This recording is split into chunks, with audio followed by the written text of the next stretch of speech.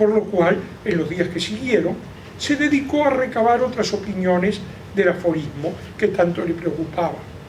Resolvió prescindir de los comerciantes y manufactureros, gentes de un pragmatismo tan visible como sospechoso, y acudió a los funcionarios de la administración pública, hombres vestidos de prudencia y calzados de sensatez.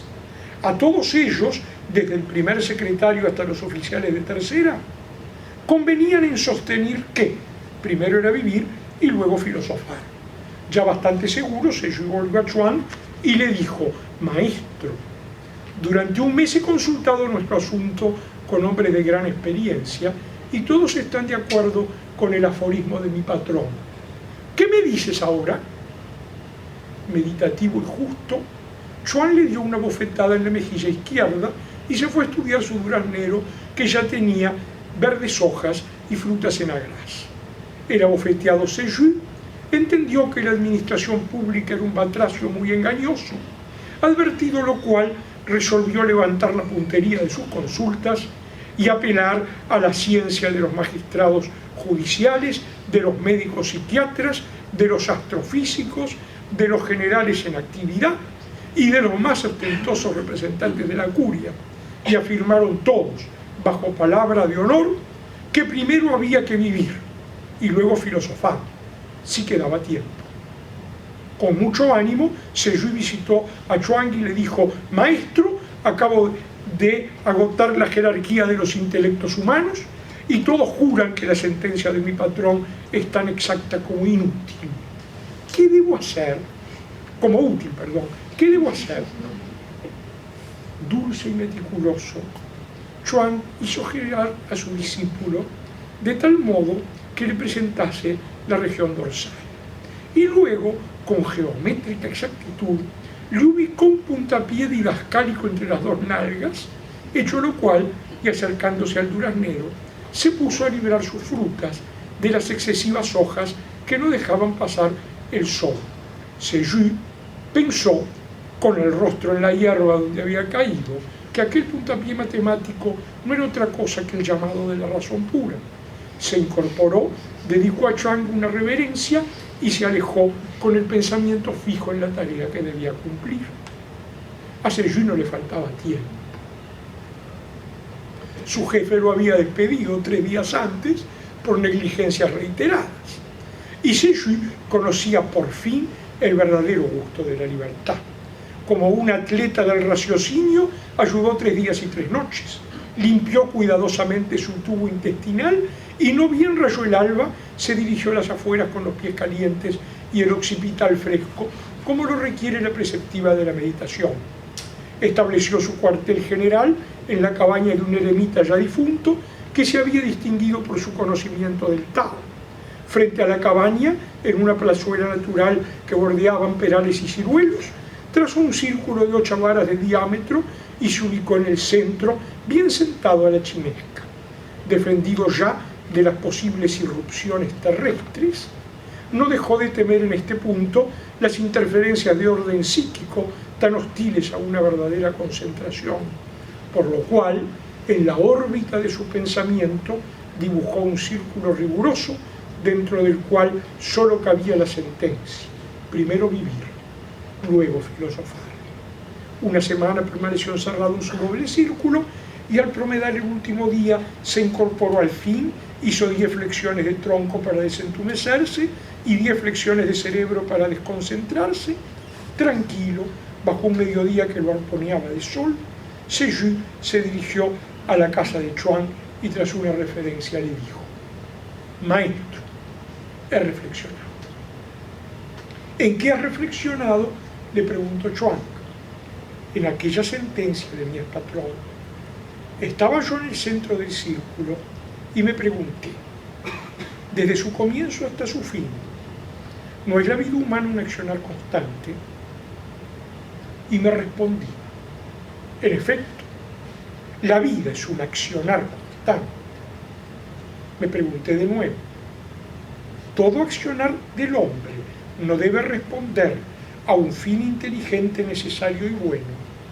Me respondí a mí mismo, Seju, dices muy bien. Y volví a preguntarme, ¿cuándo se ha de meditar ese fin? ¿Antes o después de la acción? Y mi respuesta fue, antes de la acción. Porque una acción libre de toda ley inteligente que la preceda va sin gobierno y solo cuaja en estupidez o locura. Maestro, en este punto de mi teorema me dije yo. Entonces, primero filosofar y luego vivir. Séguy no aventuró ningún otro sonido. Antes bien, con los ojos en el suelo, aguardó la respuesta de Chuang, ignorando si tomaría la forma de un puntapié o una bofetada. Pero Chuang, cuyo rostro de yeso nada traducía, se dirigió a su duraznero, arrancó el durazno más hermoso y lo depositó en la mano temblante de su discípulo. Tal es el apólogo que le refería el ministro X. No lo conocía, me dijo. ¿En qué selección china figura? En ninguna, le respondí. Acabo de inventarlo. El ministro X me hizo llegar sus felicitaciones y ordenó bajo cuerda mi primer descenso en el escalafón administrativo. ¿No? Bueno, el cuentito da para muchas cosas. Yo no quería perder el tiempo en contarlo, porque después no voy a tener tiempo para leer los textos de curso, o no voy a tener tiempo, y voy a estar angustiado por el tiempo. Pero no tuve más remedio que contarlo para lo que yo quería subrayar, y a ver que me lo escuchen de vuelta este pedacito, ahora sí con atención. Cuando se dirige al maestro y le dice, me han dicho una sentencia que ha turbado mi entendimiento, que primero es vivir y luego filosofar. ¿Qué te parece, maestro? Me dijeron algo. ¿Qué te parece? Tú que sabes, maestro. Después que consulta, vuelve y le dice, maestro, durante un mes he consultado nuestro asunto con hombres de gran experiencia y todos están de acuerdo con el aforismo de mi patrón. ¿Qué me dices ahora, ¿Verdad? La primera una bofetada, la otra una bofetada. Entonces se va a consultar a todos los sabios. Maestro, acabo de agotar la jerarquía de los intelectos humanos y todos juran que la sentencia de mi patrón es tan exacta como útil. ¿Qué debo hacer? Te vuelvo a preguntarle al maestro.